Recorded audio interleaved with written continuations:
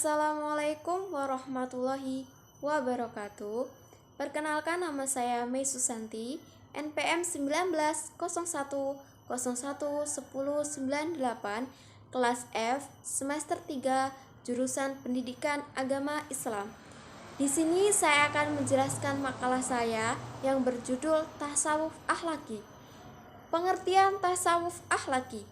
Tasawuf akhlaki adalah sebuah ajaran tasawuf yang berfokus mengenai kesucian dan kesempurnaan jiwa yang dirumuskan pada pengaturan sifat mental dan disiplin secara ketat mengenai tingkah laku untuk meraih kebahagiaan secara optimal. Pokok pengajaran tasawuf akhlaki adalah perbaikan akhlak. Tasawuf akhlaki memiliki tujuan untuk mewujudkan akhlak terpuji dan menghindari diri dari akhlak tercela bagi para sufi. Dalam proses pembentukan pribadi yang memiliki akhlakul karimah atau akhlak terpuji, terdapat beberapa tahapan yang harus diperhatikan. Yang pertama yaitu tahali, yang kedua yaitu tahali, yang ketiga yaitu tajali. Pengertian dari tahali adalah membersihkan diri dari sifat-sifat tercela. Langkah pertama yang harus dilakukan adalah mengetahui dan menyadari betapa buruknya sifat-sifat tercela tersebut, sehingga muncul kesadaran untuk menghindarinya. Yang kedua yaitu tahali. Pengertian dari tahali merupakan usaha untuk mempersiapkan diri dengan akhlak dan perilaku terpuji. Perbuatan atau akhlak hal-hal yang baik dapat dilakukan pada tahap tahali ini adalah taubat. Yang kedua khauf. Yang ketiga al-farq. Yang keempat al-juhud. Yang kelima as-sabur. Yang keenam ridho. Yang ketujuh al-muqarabah. Yang kedelapan muhasabah. Pengertian dari tajali. Tajali merupakan tahapan penyusunan kesucian jiwa. Dalam hal ini, para sufi beranggapan bahwa satu-satunya jalan untuk mencapai kesempurnaan kesucian jiwa adalah dengan cinta kepada Allah dan senantiasa berusaha untuk meningkatkan kecintaan tersebut. Karakteristik tasawuf akhlaki. Ada beberapa karakteristik tersebut diantaranya sebagai berikut. Yang pertama, berdasarkan pada Al-Quran dan As-Sunnah dalam menjalani kehidupan.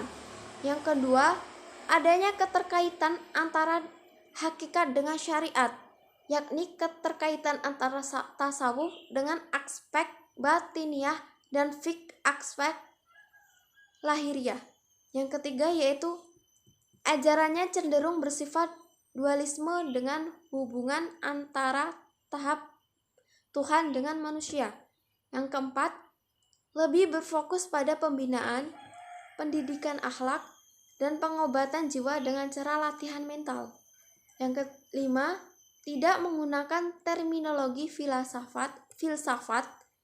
Terminologi yang digunakan lebih transparan. Selanjutnya yaitu tokoh-tokoh tasawuf al-haqi. Yang pertama yaitu Hasan al-Basri. Biografi singkat Hasan al-Basri. Nama lengkapnya adalah Abu Syaid al-Hasan bin Yasar. Ia adalah seorang jahid yang sangat masyhur di kalangan tabi'in.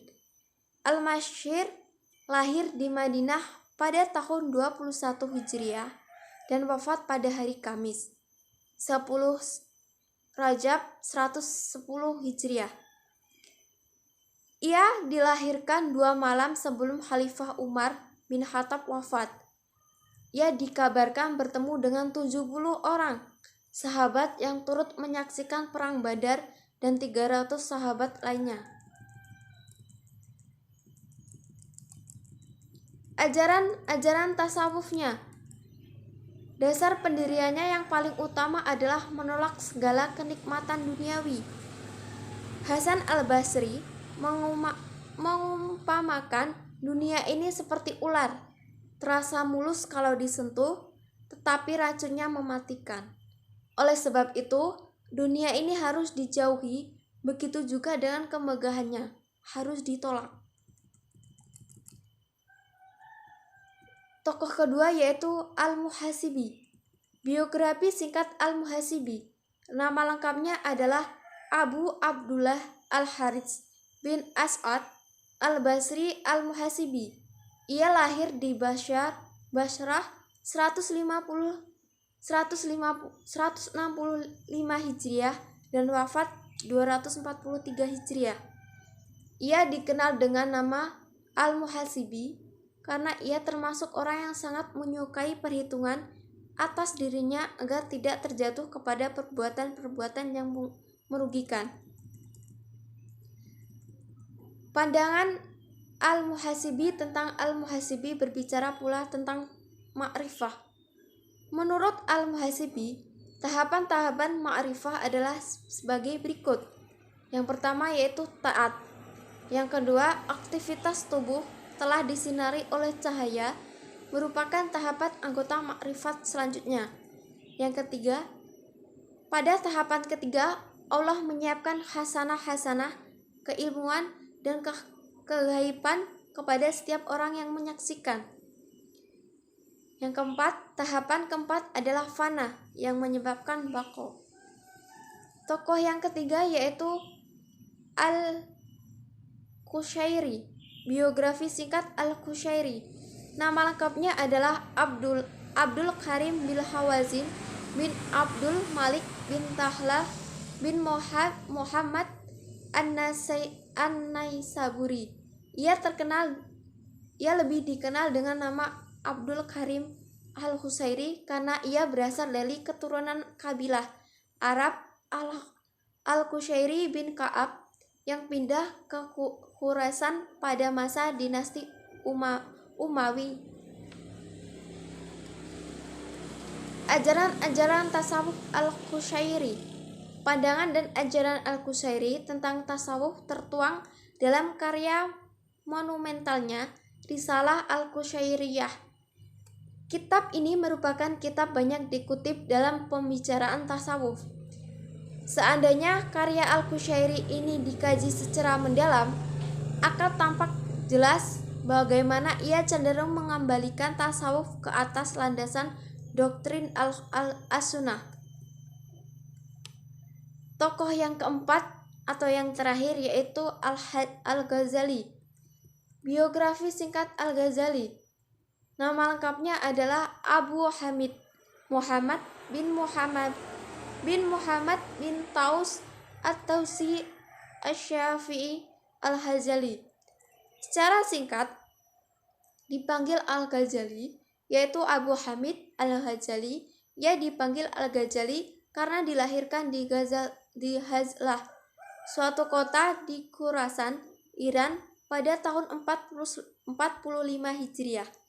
3 tahun setelah kaum Saljuk mengambil alih kekuasaan di Baghdad. Ajaran tasawuf Al-Ghazali. Al-Ghazali memiliki tasawuf sunni yang berdasarkan Al-Quran dan sunnah Nabi ditambah dengan doktrin as-sunnah al-jamaah. Dari paham tasawufnya itu, ia menjauhkan semua kecenderungan gnostik yang memengaruhi para filsuf Islam seperti sekte Islamiyah, Syiah, dan Ikhwan. Ia menunjukkan tasawufnya dari paham ketuhanan Aristoteles. Menurut Al-Ghazali, jalan menuju tasawuf baru dapat dicapai dengan mematahkan hambatan-hambatan jiwa, secara membersihkan diri dan moral yang tercela, sehingga kalbu dilepas dari segala sesuatu yang selain Allah dan berhias dengan selalu mengingat Allah Subhanahu wa Ta'ala. Mungkin itu saja yang bisa saya sampaikan dari materi saya. Kurang lebihnya saya mohon maaf.